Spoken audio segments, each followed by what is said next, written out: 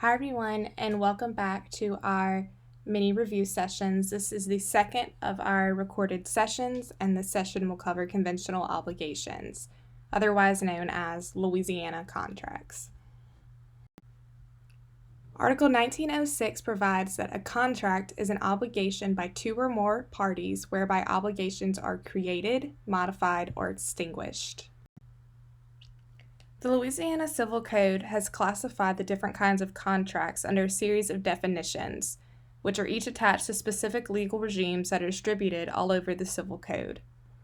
So, in looking at the different classifications of conventional obligations or contracts, it's necessary to look at the following classifications as pairs. So when you're labeling a contract, know that it will either be unilateral or synalagmatic. It'll be gratuitous or onerous, aleatory or commutative, nominate or innominate, and principal or accessory. So for exam purposes, it will be helpful to go through this checklist of classifications and see which ones apply. And it's a good way to rack up points if you can attach the right definitions or see how many definitions apply when you're describing that contract. So we begin with unilateral versus synalagmatic contracts, and this refers to the classification by the presence or absence of reciprocal obligations. And this may seem familiar to you in what you learned in contracts last semester. So the Civil Code defines a unilateral contract as a contract when the party who accepts the obligation of the other does not assume a reciprocal obligation. So only one party is incurring an obligation. A synalagmatic or bilateral contract occurs when the parties obligate themselves reciprocally, so that the obligation of each party correlates to the obligation of the other. So, why is this classification important? And the answer is the effect of a synalagmatic obligation. So an obligation is bilateral. If one party fails to perform under the contract, that other party can withhold performance. And I'm not going to attempt to pronounce that Latin, but if you want to use it on your exam, I'd recommend it, and it's a defense called that. And what it's essentially saying is, if you don't do your part, I don't have to do mine either. If you're not going to perform, I am no longer bound to perform, and it vitiates the contract. So next we move into gratuitous versus onerous contracts.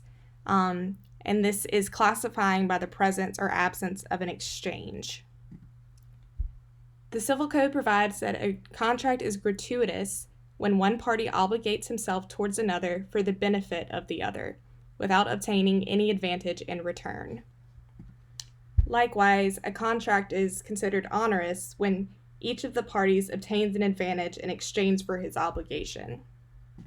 And this can be likened to what you learned in contracts last semester with consideration. So if consideration exists, then it is onerous.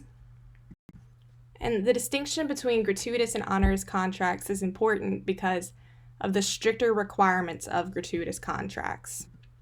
Most gratuitous contracts are formal or solemn contracts in the sense that their validity is conditional upon the fulfillment of some requirement of form. And within gratuitous contracts, the identity of the donee and the recipient matters. Gratuitous contracts are much more likely to be annulled for error as to person than onerous contracts. And the purpose or policy behind this is to protect the party motivated by the gratuitous intent as much as possible. Having these stricter requirements for a gratuitous contract makes someone think more seriously about giving away some assets without receiving any kind of counter performance. We want to protect the kind people who are donating or giving gifts, and that's the reason for these stricter requirements. Commutative and aleatory refer to the classification by the existence of an uncertain event. A contract is considered commutative when the performance of the obligation of each party correlates to the performance of the other. As regards to the aleatory contract, this is a contract when, because of its nature or according to the party's intent, the performance of either party's obligation or the extent of those performances depends on an uncertain event. So just breaking down commutative versus aleatory, In terms of a commutative contract, it will always be an onerous contract. And it just means that from the moment the parties contract, they know the extent of the respective performances that they must furnish. In a commutative contract, each party knows in advance the extent of the advantage she is to receive from the performance of her obligation by the other party. Whereas whenever the existence or the extent of this advantage is unknown in advance, it's uncertain, the contract is considered aleatory. So performance of either party's obligation or the extent of the performance depends on an uncertain event. And the occurrence or the result of that uncertain event will be that one party will realize a gain and the other will experience a loss. So both parties agree ahead of time. It's a mutual agreement of the effects of the aleatory contract with respect to both the advantages and losses, whether to all the parties or to one or more of them, they all depend on this uncertain event. And the Civil Code provides a really good example of an aleatory contract with the sale of a hope, and that is Article 2451. Principal versus accessory contracts are classified by their relation to security. A principal contract is a standalone contract from which a secured obligation arises, whereas an accessory contract is not a standalone contract and it's made to provide security for the performance of an obligation. So diving in a little bit more to principal versus accessory, a principal contract is one that can stand on its own. It doesn't need any other legal or contractual support other than its own to exist. And an example of this is a contract of marriage. Other examples would be contracts of sales or a donation. An accessory contract is one that needs the support of another contract or the law or through legislation. Existence of that contract depends on the existence of the valid principal contract to which it is attached. And a good example of this is a mortgage. So a mortgage cannot stand on its own, right? It's attached to a contract of a loan. If you're getting a loan on a house, then you then can add the accessory contract of a mortgage to help you pay off that loan.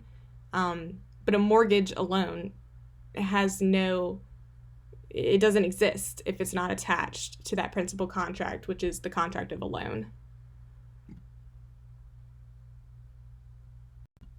So finally, we have nominate versus innominate contracts, and this is classifying by the presence or absence of a special regime. These are pretty easy, probably the easiest classification. A nominate contract is one that's given a special designation or name by law, and an innominate contract is one that does not have a name.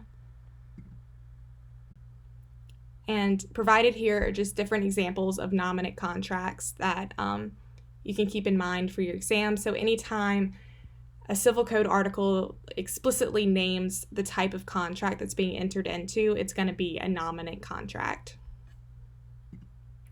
Thank you for watching. This concludes our mini review on conventional obligations. Our next review will be on contractual capacity.